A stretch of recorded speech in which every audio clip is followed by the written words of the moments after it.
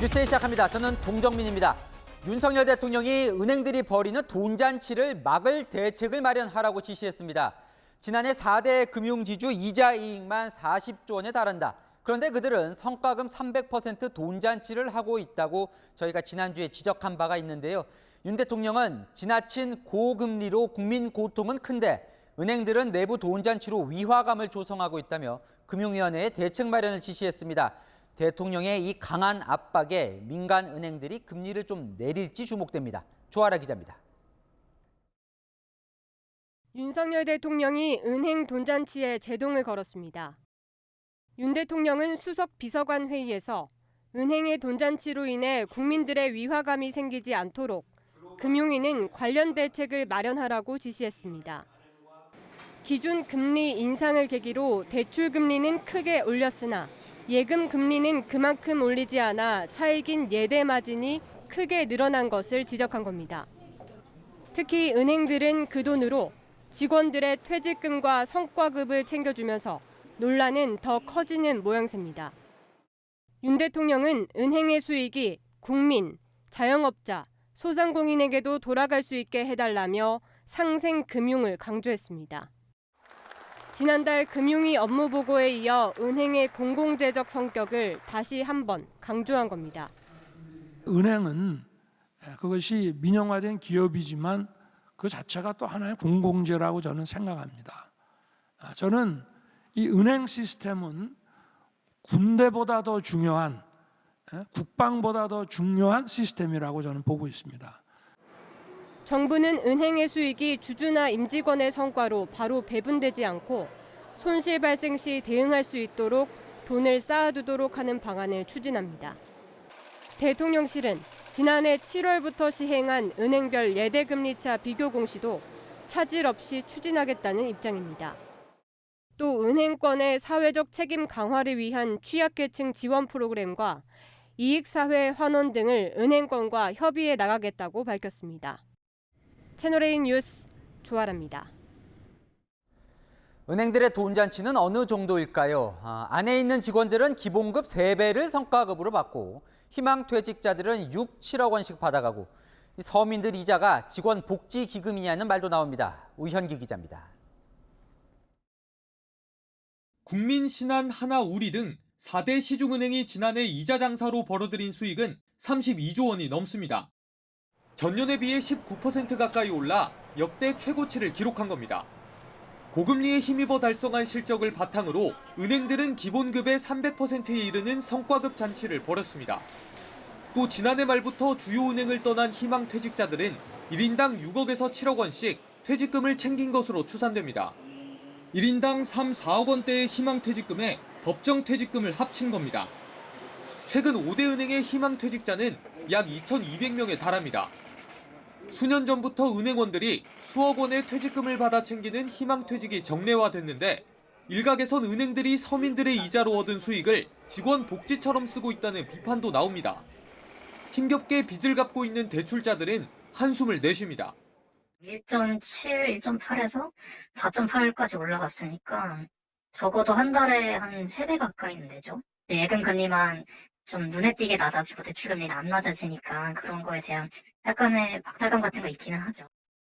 앞서 이복현 금융감독원장은 은행이 과점 형태로 영업이익을 얻는다면서 고위급 임원 등의 성과급이 수억, 수십억 원이 되는 것은 국민적 공감대를 얻기 어렵다고 비판했습니다.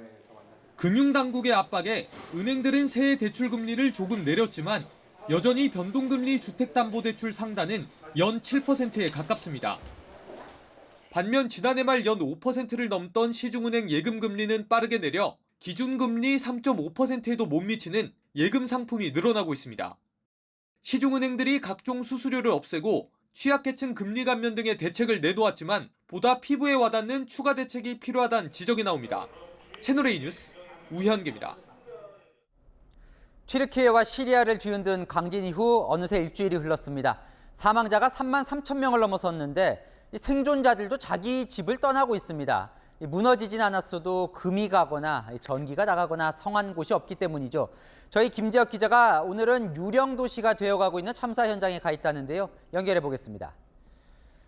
자, 김 기자, 오늘은 튀르키예 어디에 가 있습니까? 인적이 거의 보이질 않습니다. 네, 저는 지금 튀르키예 작은 도시 카타에 나와 있습니다. 지진이 발생하기 전만 해도 이곳 카타에는 인구 8만 명 정도의 주민이 살고 있었는데요. 진원지로부터 140km 이상 떨어진 이곳은 상대적으로 피해가 적었지만 이렇게 신축 아파트, 고급 아파트 벽면을 보시면 군데군데 금이 가 있고 벽돌도 떨어져 있습니다. 이곳 모든 주민들은 안전상의 이유로 삶의 터전을 버린 채 떠나야만 했는데요. 이렇게 어린아이들의 웃음소리가 끊이지 않아야 할 놀이터마저 텅 비어버린 모습입니다. 학교부터 상가까지 인적이 뚝 끊기면서 이곳 카타는 흡사 유령도시가 되어버렸습니다. 붕괴가 우려돼 가스는 이미 끊겼고 작업자들이 남아 안전진단을 하고 있었습니다. 다른 대도시로 떠난 주민들도 있지만 일부는 이곳 근처에서 차박으로 기약 없이 하루를 bonenin 주민들도 만날 수 있었습니다. Eve geçemiyoruz. Tedirginlik var. İnsanlarda bir korku var. Bir işte sağlam bir rapor bekliyoruz. Eve gitmek istiyorum ama evden çok korkuyorum. Büyük sarsıntılardan çok korkuyorum.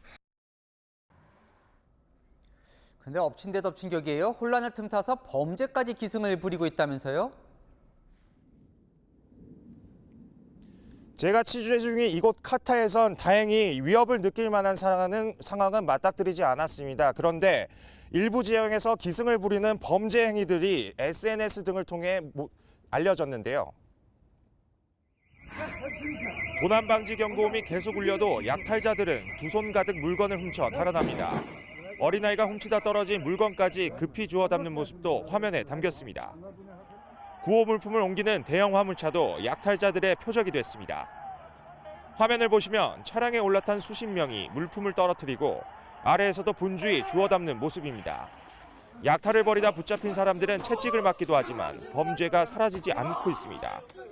밤거리에서는 구조대원들이 약탈자들과 몸싸움을 벌이는 충격적인 영상도 퍼지고 있습니다. 튀르키예 당국은 약탈자들의 법정 구금 기간을 기존 4일에서 7일로 늘려 처벌을 강화했지만 현지 치안은 크게 개선되지 않고 있습니다. 지금까지 카타에서 채널A 뉴스 김재혁입니다.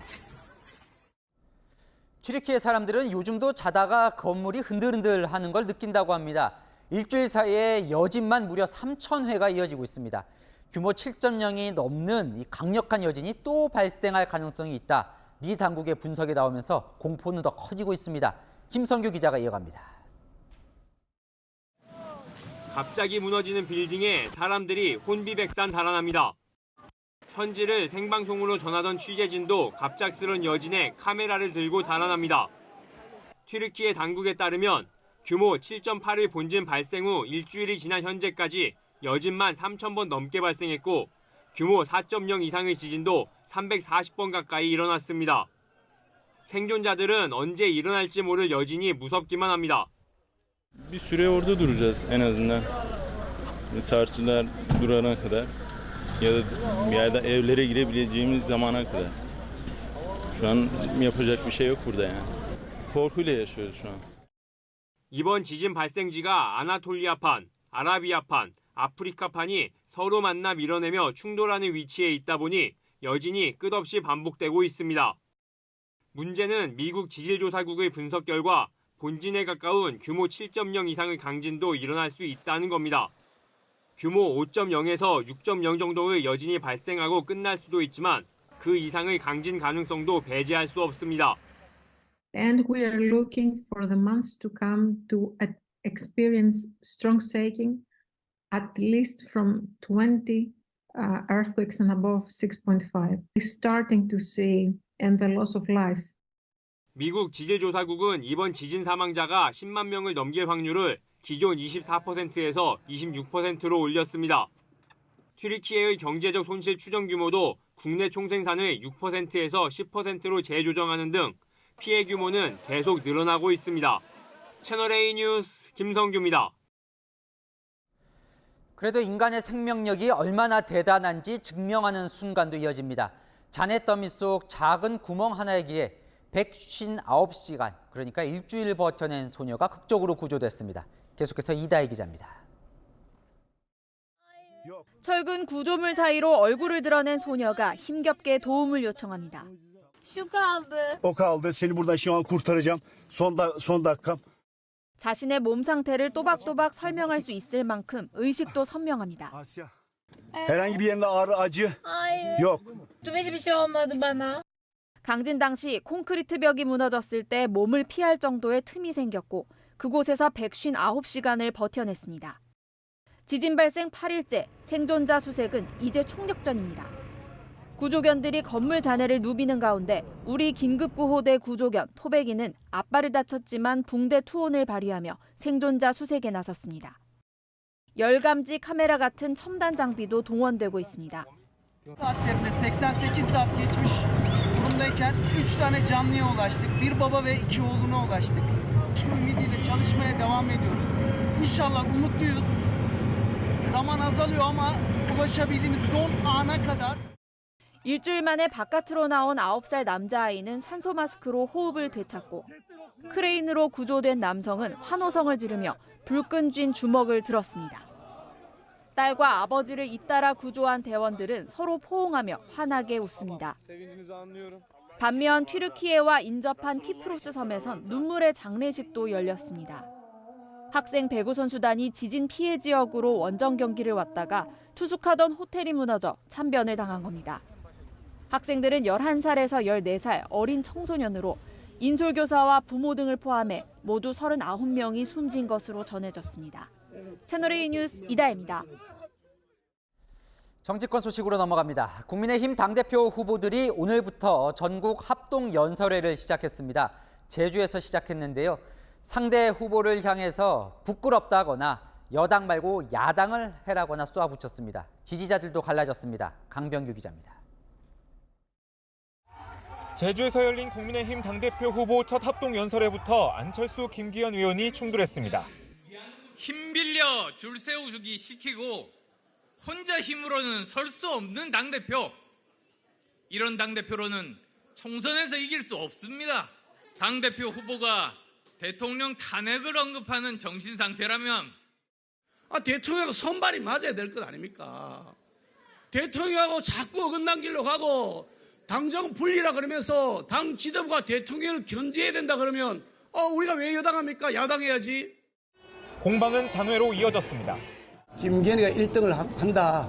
그리고 1등과 2등 사이의 격차가 크다. 이런 보도가 났으니까 아마 그 후위 그 주자들의 경우에는 마음이 좀 다급하시긴 하겠죠. 증거가 없다고 하면 그건 허위사실 유포죠. 저는 이 사실은 마땅히 후보에서 사퇴해야 될 만한 중대한 사안이라고 생각해서. 천하람 당협위원장은 정책정당을, 황교안 전 미래통합당 대표는 정통보수 정당을 만들겠다고 강조했습니다. 민주당이 선동할 때 국민의힘은 책임집니다. 가짜 보수가 우리 안에 함께 있으면 우리가 뭘 할 수 있겠습니까? 후보들뿐만 아니라 지지자들도 신경전을 벌이면서 국민의힘의 갈라진 모습을 드러냈습니다. 73% 끝낼 수 있도록 김기현 후보는 페어플레이하자. 페어플레이.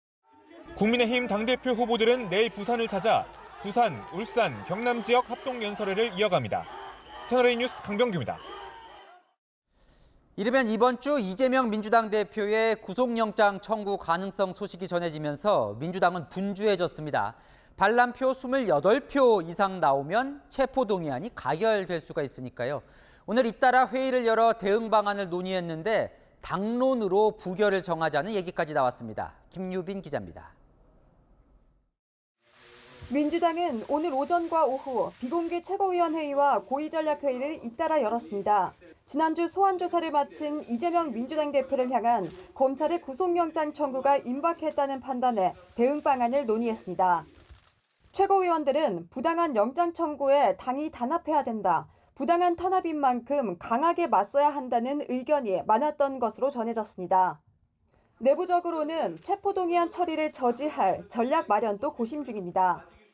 체포동의안은 재적의원 과반수 참석에 과반수 찬성으로 가부가 결정되는데 앞서 노웅래 의원의 경우 의원들 자율투표에 맡겼습니다. 하지만 내부적으로는 표단속에 더 적극적으로 나서야 한다는 분위기입니다.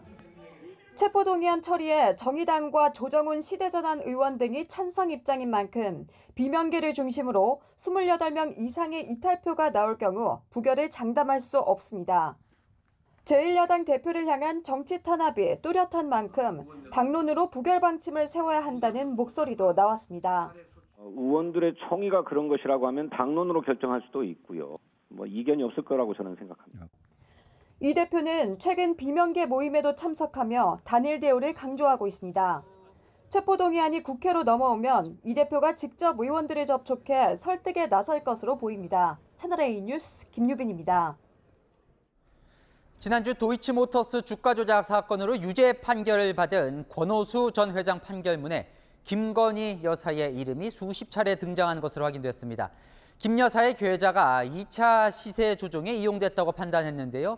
아직 공소시효가 남은 시기죠. 대통령실은 김 여사는 오히려 피해자라며 새로운 내용은 아니라고 반박했습니다. 손인혜 기자입니다. 1심 재판부가 작성한 판결문에는 김건희 여사의 이름이 30번 이상 등장합니다. 재판부는 권오수 전 회장 등의 주가 조작 범행을 시기별로 구분했을 때 김 여사 명의의 계좌가 공소시효가 끝난 1단계 범행뿐 아니라 2단계에도 계속 이용됐다고 인정했습니다. 김건희 여사는 연루되지 않았다는 입장 여전하신가요? 1단계와 2단계에 모두 계좌가 이용된 건 김 여사와 김 여사 어머니 최모 씨 단 2명이었습니다.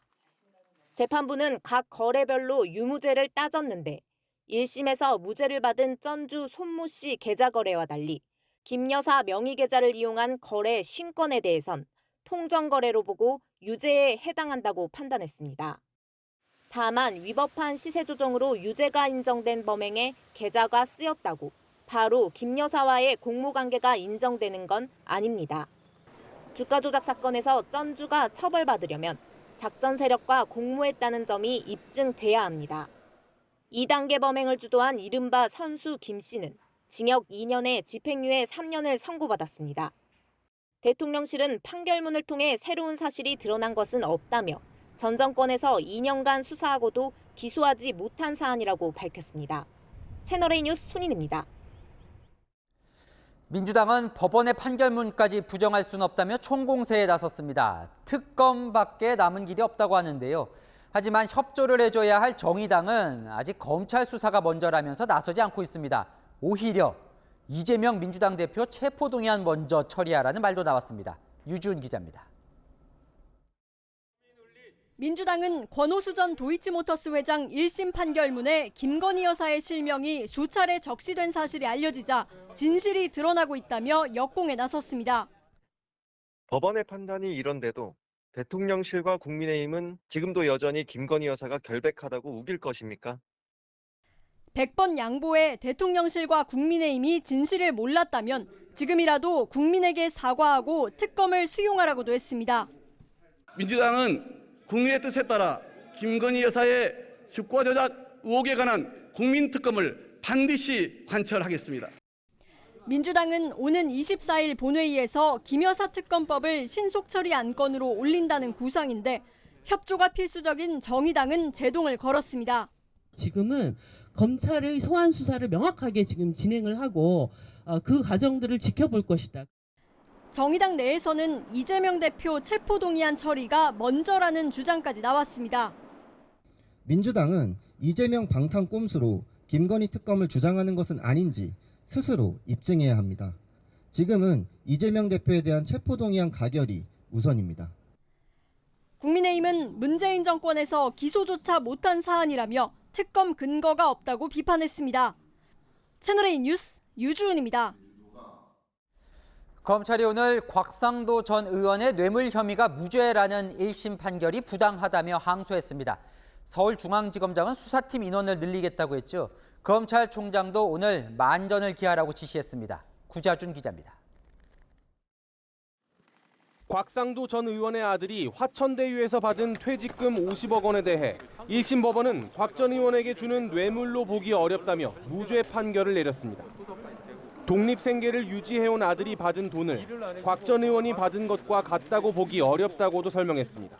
당초 생각한 대로 어느 정도 예상은 했었습니다. 무죄가 날 거라는 생각을 했고. 정영학 녹취록 속에서 김만배 씨가 곽 전 의원에게 50억 원을 주기로 약속했다는 취지로 말한 것도 증거로 인정되지 않았습니다. 당시 법원 판결을 두고 논란이 일었습니다. 이재명 더불어민주당 대표는 곽상도 전 검사로 부르면서 검찰의 제 식구 봐주기식 수사였다고 주장했습니다.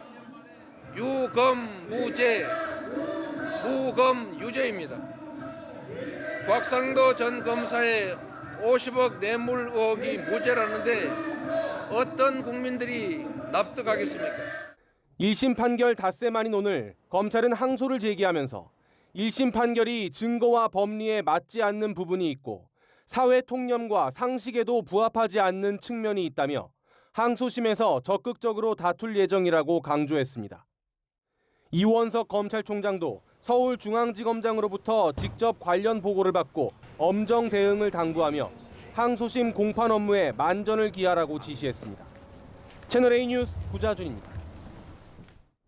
건설 현장에서 채용을 강요하며 돈을 뜯어낸 장애인 노조가 경찰에 적발됐습니다. 이들은 장애인 조합원을 채용하라면서 갖가지 시위를 벌였죠. 그런데 정작 장애인은 한 명도 없었습니다. 홍진우 기자입니다. 부산의 한 건설 현장 입구. 차량 확성기에서 장애인 고용 촉구 방송이 쉴 새 없이 흘러나옵니다. 또 다른 건설 현장에선 장애인 노조 조합원이 입구를 가로막고 출입을 방해합니다. 해당 장애인 노동조합 지부는 지난해 6월부터 12월까지 부산과 경남의 건설 현장을 돌며 돈을 뜯어낸 혐의로 경찰에 적발됐습니다. 경찰에 따르면 이 노조 지부는 장애인 고용 촉구 집회를 중단하는 조건으로 발전기금을 요구했습니다. 요구를 거부하면 불법 체류 외국인 노동자를 신고하겠다며 협박했습니다. 빌미를 하에 자기네들이 신고를 안 할 테니 그걸 쪽으로 자기네들한테 지원을 해줘라라는. 이런 수법으로 건설 현장 8곳에서 3,400만 원을 받아 챙겼습니다. 건설 현장에서 아무래도 공기가 길어지는 것을 두려워하다 보니까 그 부분을 약점을 잡고 노렸던 것으로 판단됩니다. 그런데 정작 해당 장애인 노조 지부엔 장애인 조합원이 단 한 명도 없었습니다. 8만 원에서 10만 원의 일당을 주고 가짜 시위대를 만든 겁니다.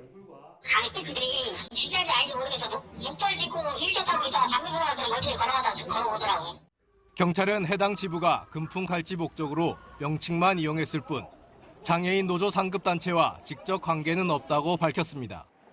노조의 지부는 신고 없이도 설립이 가능한 점을 악용한 것으로 보고 경찰은 관련 부처에 법 제도 개선을 건의했습니다. 채널A 뉴스 홍진우입니다. 금품이나 이 노조원 채용을 강요하는 이른바 노조 갑질을 뿌리 뽑겠다며 정부가 강력 대응에 나섰습니다.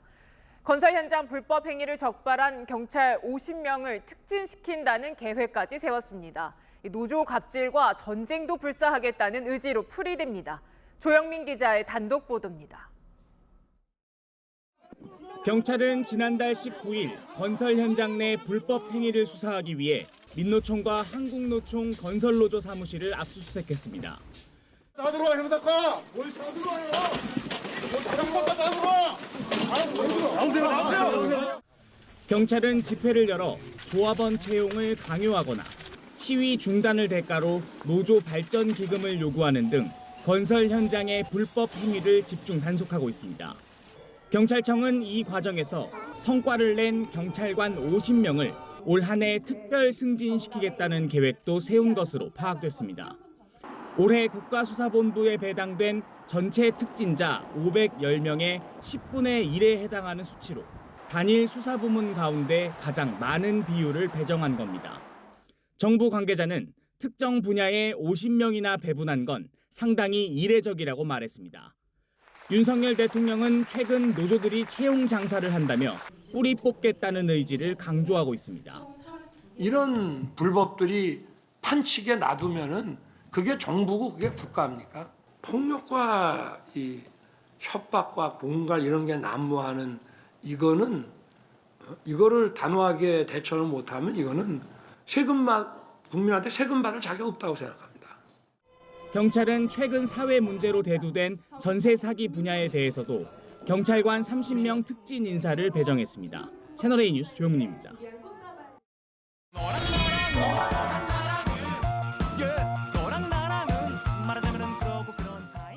여랑야랑 정치부 김민지 기자와 함께합니다. 첫 번째 주제 보겠습니다. 대통령도 보이고요. 대실관, 뭔가 줄임말 같은데요. 네, 대통령실 관계자의 줄임말입니다. 윤핵관에 이어서 국민의힘 전당대회 국면에서 새롭게 등장한 말인데요. 오늘 안철수 의원 측에서 이 대실관에 대한 불만을 토로했습니다. 대통령실 관계자발 뉴스가 많이 나오지 않습니까? 안철수 후보는 국정운영의 방해꾼이다, 적이다, 이런 얘기도 대실관이라고 하는 대통령실 관계자들이 나와가지고 얘기를 한단 말이죠. 김영우 전 의원은 대통령실을 향해서 왜 이번 전당대회에서 중립이라는 것을 확실히 밝히지 않느냐고 따져 묻기도 했습니다. 윤핵관은 이제 안 쓰겠다고 하더니 이제 대실관을 쓰는군요. 네. 결국은 대통령실이 왜 개입하냐, 이 불만인 것 같아요. 맞습니다. 그러자 친윤계에서는 당과 대통령이 분리될 수 없다. 그러니까 당정 분리는 안 된다고 맞받았습니다. 어제 김기현 의원은 SNS에 안철수 의원이 대표가 되면 대통령에게 칼을 겨눌 수 있다면서 탄핵 가능성을 언급했죠. 윤핵관 장제원 의원은 대통령이 중립일 필요가 없다는 뉘앙스의 말도 했습니다. 당정이 분리돼서 계속 충돌이 됐을 때 정권에 얼마나 큰 부담이 됐고 힘들어졌는지를 강조한 그런 발언이라고 생각이 들고, 미국 같은 경우에는 대통령이 후보를 지지할 수도 있어요. 반면 이준석 전 대표는 김기현 의원 측 때문에 대통령 지지율이 떨어지고 있다고 주장했습니다. 그러니까 대통령의 탈당, 탄핵 등의 발언으로 대통령에 부담을 끼쳤기 때문이라고요. 또 윤핵관 후보 측에서 돌리고 있다면서 이런 문자 메시지 내용을 공유했는데요. 네, 친윤계 후보들을 뽑아달라 뭐 이런 거군요. 네, 이 전 대표가 이런 전략으로 총선에서 민주당을 이길 수 있겠냐고 비판하니까 배현진 의원은 출처가 확실하다면 윤핵관 중 누가 돌렸는지 공개하라고 받아치기도 했습니다. 네, 참 난리네요. 네, 다음 주제 보겠습니다. 비명 노린 친명, 이건 무슨 얘기일까요? 말 그대로 친명 인사들이 비명 의원들의 지역구를 노리고 있습니다. 네, 뭡니까? 민주당 현수막이 같은 자리에 2개나 걸렸네요. 네, 비명인 이원욱 의원의 지역구에 비례대표 전용기 의원이 이곳 주민임을 강조하면서 현수막을 건 겁니다. 친명으로 분류되는 양이원영 의원은요, 친이낙연계 양기대 의원의 지역구에서 설 인사를 했고요. 친명 인사인 현근택 민주연구원 부원장도 친이낙연 윤영찬 의원 지역구에 현수막을 걸었었죠. 내년 총선 출마를 염두에 둔 지역구에 미리 눈도장을 찍는 거라는 해석입니다. 그러니까 이제 비명계 의원 지역구를 노리는 것 같은데 공천에 뭐 자신 있다 이런 걸까요?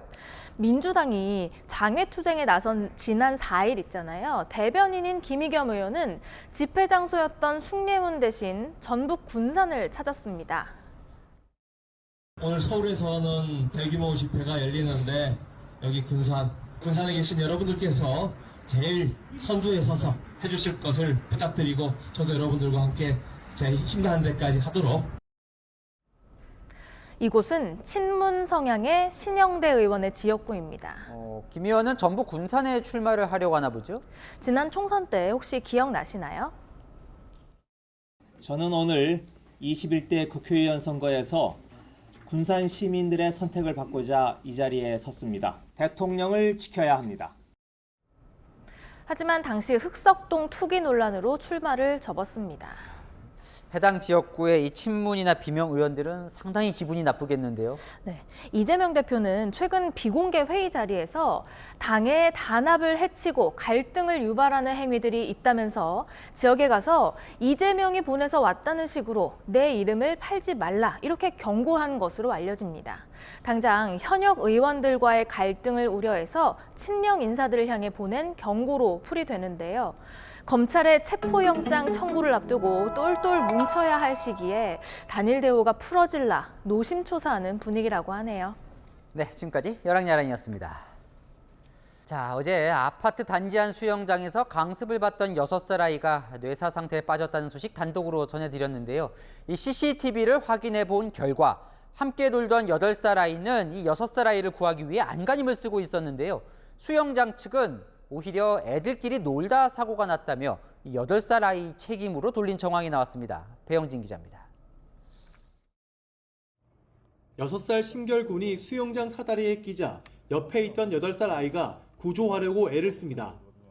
혼자 힘으로 안 되자 수영 강사를 향해 선생님 불렀지만 강사는 아이들이 장난치는 줄 알았다며 재빨리 구조에 나서지 않은 것으로 알려졌습니다. 심군은 이 사고로 뇌사 판정을 받고 병원에 입원 중입니다. 사고 직후 심군의 부모는 수영장 측으로부터 아이들끼리 놀다 일어난 사고라는 말을 들었습니다. 그쪽에서는 아이가 놀다가 사고가 당했다고 말을 했고 그 낀 거에 대해서도 저는 낀 거라고 생각을 못했죠. 같이 있던 8살 아이의 부모도 자신의 아이의 잘못이 있는 줄 알고 심군 부모에게 사과까지 했습니다. 시설 관련된 사고는 아니고 일단은 애들끼리 놀다가 일어난 사고다라고 말씀을 하셔서 제가 되게 놀랐었어요. 그래서 같이 장난치다가 이제 동생이 이제 사고를 당했을 거라고 이제 오해를 하게 되고. 하지만 사고 당시 CCTV를 직접 보니 수영장 측의 애교와는 달랐던 겁니다. 8살 아이는 신군을 구하려고 안간힘을 썼고 사고 당시 신군과 접촉도 없었던 겁니다. 채널에 있는 관련 내용을 확인하기 위해 수영장 측에 여러 차례 연락을 했지만 아무런 답변도 듣지 못했습니다. 사고가 난 아파트 단지 내 수영장은 구청 확인 결과 체육시설로 등록되지 않고 편의시설로 돼 있었습니다. 체육시설 수영장 업으로 등록되지 않아 안전요원 배치 의무가 없습니다. 안전사각지대였던 겁니다.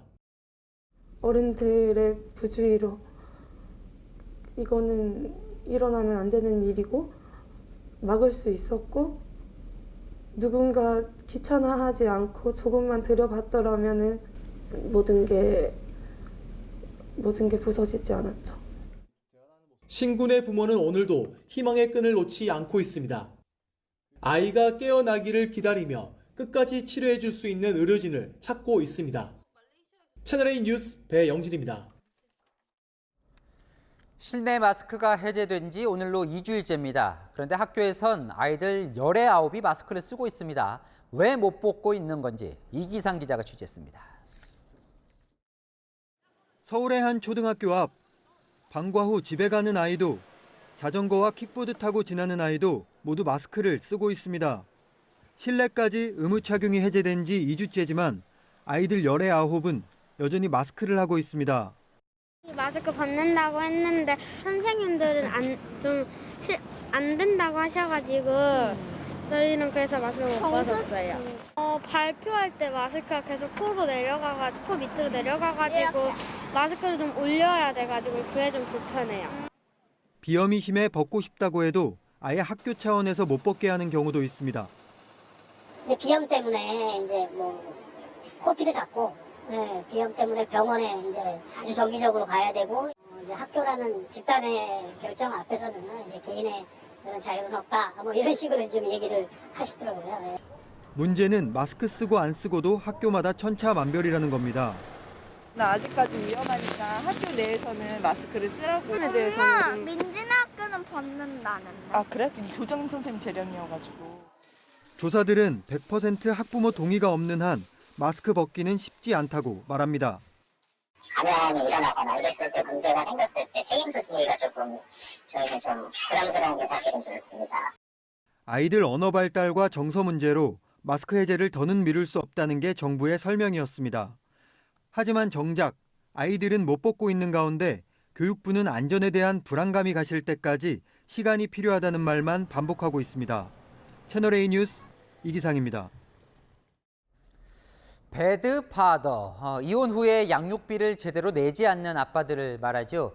이혼 후 14년간 양육비를 주지 않던 이 배드파더, 출국 금지 조치가 내려지자 1억 2천만 원을 한꺼번에 줬습니다. 염정원 기자입니다. 2016년 이혼 뒤 아이들을 혼자 키워온 A씨. 6년간 양육비는 한 푼도 못 받았습니다.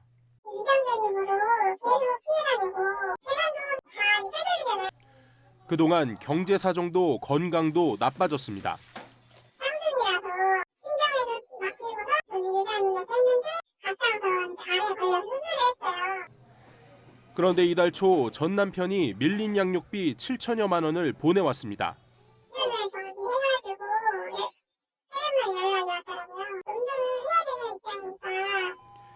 양육비 채무 불이행으로 운전면허가 정지되자 부랴부랴 돈을 보내온 겁니다. 여성가족부는 2021년 7월부터 양육비 채무 불이행 사례를 신청받아 명단 공개, 출국 금지, 운전면허 정지 등 제재를 하고 있습니다. 이혼 뒤 14년간 양육비를 받지 못했던 B 씨도 전 남편이 출국 금지 제재를 받은 지 2달 만인 지난달 1억 2천만 원을 한꺼번에 내놨습니다. 하지만 제재 조치에도 나몰라라는 나쁜 아빠들도 여전히 많습니다. 이번 달 97명을 포함해 그동안 제재 조치를 받은 483명 가운데 양육비를 전부 지급한 건 10명에 불과합니다. 수위를 더 강화시켜야 된다는 게 지금 현장의 현실이고, 제재 조치를 신청했을 때 점진적으로라도 빨리 확대해야 되고, 또 현행 제재 조치는 감치 판결 이후에나 가능해 양육비를 받기까지에는 너무 시간이 오래 걸린다는 지적도 나옵니다. 채널A 뉴스 염정원입니다. 또 물가 상승 소식입니다. 이번엔 놀이공원 입장권 가격이 오릅니다. 4인 가족 기준으로 계산을 해보니까 하루 먹고 놀려면 30만 원이 기본입니다. 김승희 기자가 취재했습니다. 에버랜드가 다음 달부터 이용요금을 올립니다. 지난해 3월 인상 후 1년 만에 또 한 번 가격을 올린 겁니다. 계절과 요일에 따라 가격이 4단계로 나뉘는데 가장 저렴한 비수기를 제외하고 모두 2,000원에서 4,000원씩 비싸집니다. 연간 회원권도 만원에서 3만 원씩 올라 기본 대인권 가격은 29만 원에 달합니다. 조만간 소인 이용요금도 인상될 계획. 오른 가격을 기준으로 4인 가족의 놀이공원 나들이 비용을 계산해봤습니다. 50% 제휴 할인을 받더라도 입장권 가격만 12만 2천 원. 여기에 머리띠 같은 기념품을 구입하고 먹고 마시는 비용에 유류비까지 포함하면 30만 원이 훌쩍 넘습니다. 대구 이월드도 물가 상승의 압력을 버티지 못했습니다. 에버랜드와 마찬가지로 다음 달부터 하루 이용권은 4,000원씩, 연간 회원권은 2만 원씩 오릅니다. 인건비를 비롯해 전기, 가스 등 모든 운영비가 올라 가격 인상이 불가피하다고 하지만 부담은 고스란히 소비자 몫입니다. 정가로 오기에는 좀 부담스러우니까 뭐 할인 카드나 아니면 뭐 안에서 뭐 좀 더 저렴하게 먹을 수 없나? 점심 저녁 합치면은 못해도 한 5, 6만 원은 나가지 않을까 싶어요. 아이들 장난감 뭐 이런 거 살 때도 있고, 그나마 연간 이용권을 이용해서 조금 절약한다고 생각은 하는데 이번에 또 인상한다는 얘기가 있어서 사실 좀 걱정스럽긴 해요. 고물가 여파로 놀이동산으로 향하는 발걸음이 무거워졌습니다. 채널A 뉴스 김승희입니다. 난방비도 전기료도 모두 오르니까 유통업계에서는 에너지 절전으로 해결책을 찾는 중입니다. 방법은요, 식품 매장 냉장고에 문을 닫는 겁니다. 이러면 전력은 얼마나 아낄 수 있을지까지 백승현 기자가 알아봤습니다. 서울 송파구의 한 대형마트. 우유, 맛살 등 냉장식품이 진열된 냉장고에 모두 문이 달려 있습니다. 흔히 봐왔던 개방형 냉장고가 아닌 도어형 냉장고입니다. 손님들은 냉장고 유리문을 열고 이렇게 제품을 고른 후 문을 닫으면 되는데요. 이렇게 냉장고에 문을 달았더니 전력 사용량이 50% 줄어들었습니다. 투명 유리문은 냉기가 빠져나가지 못하도록 막는 역할을 해 전기를 아껴줍니다. 실제로 전국 식품 매장의 개방형 냉장고를 모두 도어형으로 바꾸면 매년 48만 가구의 전력 사용량을 아낄 수 있는 걸로 조사됐습니다. 한전하고 같이 계량기 측정하고 하니까 45%에서 50% 정도 나오더라고요. 연간 절감액이 한 30억 정도? 문을 열고 닫아야 하는 번거로움은 있지만 고객들도 대체로 만족합니다. 이거 무거울 때도 있어요. 근데 이거 그냥 난 참 잘한 시스템이라고 생각해요. 환경도 그렇고 자원을 아껴야 되니까. 네, 이렇게 보고 날짜도 다 보이니까 그냥 저희가 꺼내기가 좋았거든요. 문을 닫고 있으면 일단은 냉장도 잘 되고 저희한테도 또 좋은 일이고. 서울 중구의 한 편의점에는 식품 진열대에 손을 쓰지 않아도 되는 자동문까지 등장했습니다. 즉석식품이 진열된 냉장고에 커튼처럼 생긴 유리문이 달려있고 가까이 다가가자 자동으로 열립니다. 난방비와 전기료 급등에 에너지를 아끼려는 유통업계의 시도도 다양해지고 있습니다. 채널A 뉴스 백승현입니다. 네, 수도권 근처인데도 수돗물이 안 나오는 곳이 있습니다. 물 걱정에 시달리는 주민들은 물을 배달해주는 급수차만 바라보는 실정입니다. 왜 이런 일이 생겼는지 현장 카메라 전민영 기자가 취재했습니다.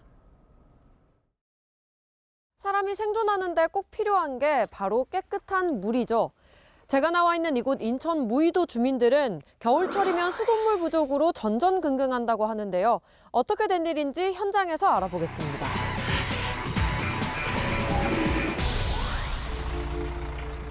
섬을 오가는 급수차. 하루에도 몇 번씩 수돗물을 실어다 물탱크를 채웁니다. 7, 8번 왔다 갔다 하는 거죠. 새벽 5시부터 오후 4시. 전날 저녁 주민들이 물을 많이 쓰면 다음날 아침 급수차가 올 때까진 물탱크는 텅텅 빕니다. 이근복 씨 집은 한 달째 수돗물이 나오질 않습니다. 부엌 한 켠엔 생수통이 쌓여 있습니다. 그거 가지고 이제 하고 설거지 같은 거 이런 거 해서 이제 여기다 내부고 이렇게 딱 꺼내고 그러는 거예요. 밤사이 물이 떨어지면서 수도관 내 물의 흐름이 끊겨 추운 날씨에 꽁꽁 얼어버린 겁니다. 샤워는 포기했고 화장실 물도 못 내립니다. 여기서 머리 감고 빨래는 못 두고 목욕도 못 하고 바깥에서 볼일 봤지. 한 달이나 끊겼던 욕실물이 마침내 나오자 뛸 듯이 기뻐합니다. 아유, 꺼졌어. 무의도 주민들은 원래 지하수를 사용했습니다. 지난 2019년 무의대교로 육지와 연결된 뒤 관광객이 급증했고 이때 물 사용량이 늘면서 지하수가 고갈된 겁니다. 인천 상수도 사업본부는 2021년 말까지 상수도 공사를 마무리한다는 계획이었지만 그해 7월 공사가 중단된 상황. 도로 공사와 동시에 상수관을 매설하는데 인천경제자유구역청의 사정으로 도로공사가 공정의 3분의 1 지점에 멈춰 있습니다. 도로가 돼야 될 상수 설치하는 거죠. 도로 배수 일정이 지연되다 보니까 우리가 어떻게 할 수가 없잖아요. 주민들은 언제까지 물 걱정을 해야 하느냐며 답답해합니다. 어쩌다 한 번씩 이제 안 나왔지. 오늘 아침에는 잘 나왔는데 내가 올 때쯤 돼서는 쫄쫄쫄쫄. 그리고 안 나올까 봐 겁나. 물 때문에 올겨울에 고생 많이 했어요. 그때까지 이 고생을 또 해야 되냐 이거죠. 이런 현상이 지금 대한민국에 있는 데가 있냐 이게 없지. 현장 카메라 전민영입니다. 우리나라 최초의 달 궤도선 다누리가 처음으로 달에서 촬영한 표면 사진을 보내왔습니다. 달의 신비로움을 함께 감상해 보시죠. 안건우 기자입니다. 달에서 가장 큰 바다인 폭풍의 바다입니다. 한반도의 18배 크기로 세계 최초의 달 착륙선이 내려앉은 곳입니다. 비의 바다에선 인류 최초로 달 표면 탐사가 이루어졌습니다. 여러 개의 충돌구가 모여 만들어진 레이타 계곡도 눈에 띕니다. 모두 우리 기술로 만든 달 궤도선인 다누리가 보내온 사진들. 한 달간 달에서 보는 지구 모습이 어떻게 다른지도 매일 한 번씩 촬영했습니다. 고해성도 카메라가 밝은 것과 어두운 것을 구분하는 능력, 상이 왜곡되지 않고 제대로 표현할 수 있는 능력이 있는지 확인하는 것들, 100km 고도에서 정말 잘 작동하는지 확인한 상태고요. 시험 운전으로 본체와 탑재체의 성능을 확인한 다누리는 지난 4일부터 본격적인 정상 임무에 들어갔습니다. 올해 말까지 하루 12바퀴씩 달 궤도를 돌며 달의 자원을 탐사하고 지도를 완성하는 임무를 수행하게 됩니다. 채널A 뉴스 안건우입니다. 미국이 미확인 비행 물체를 사흘 연속 격추시켰습니다. 벌써 네 번째로 24억이 들었죠. 이에 중국이 과도한 반응이라고 맹비난하면서 미중 갈등은 격화되고 있습니다. 정다은 기자입니다. 미국이 현지 시각으로 어제 미확인 비행 물체를 격추한 지점은 미국과 캐나다 국경 지역인 미시간주 휴론호 약 6km 상공입니다. 비행 물체는 팔각 모양으로 정찰기 등 다른 장치는 식별되지 않은 것으로 알려졌습니다.